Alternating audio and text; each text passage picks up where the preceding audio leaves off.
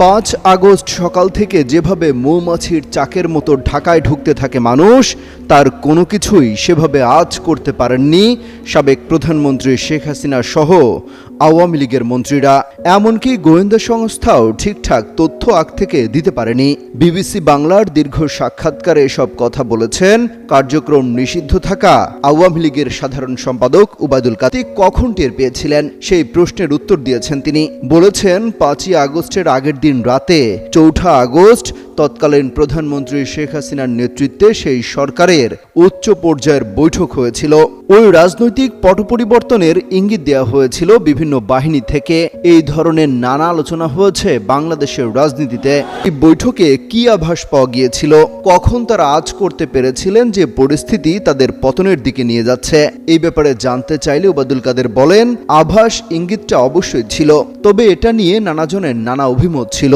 এটা আসলে কি ধরনের পরিস্থিতি সৃষ্টি করছে সেটা নিয়ে আইন শৃঙ্খলা রক্ষাকারী বাহিনী, সেনাবাহিনী, তারপরে সিভিল ব্যুরোক্রেসি, পার্টির এমপি, মিনিস্টার অনেকেই ছিলেন। এই ধরনের বিষয়ে আলোচনা হয়েছিল। তবে একেবারেই 5 আগস্ট যেভাবে একটা বিস্ফোরণের মতো পরিস্থিতি সৃষ্টি হয়েছিল অত্যন্ত অর্গানাইজড ওয়েতে, সেটা সেভাবে চিন্তা করা হয়নি। তিনি মনে করেন ইন্টেলিজেন্স এই বাস্তবতাটাকে যথাযথভাবে বোঝাতে সক্ষম হয়নি।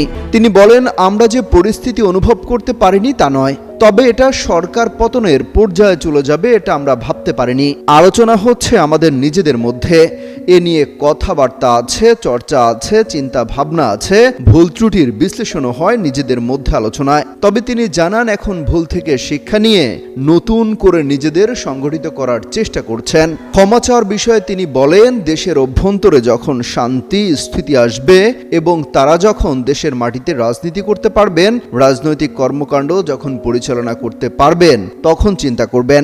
এদেশের মানুষের কাছে ক্ষমা চাওয়ার বিষয়ে তারা কখনো পিছিয়ে থাকতে প্রস্তুত নয় বলেও দাবি করেন ওবায়দুল কাদের।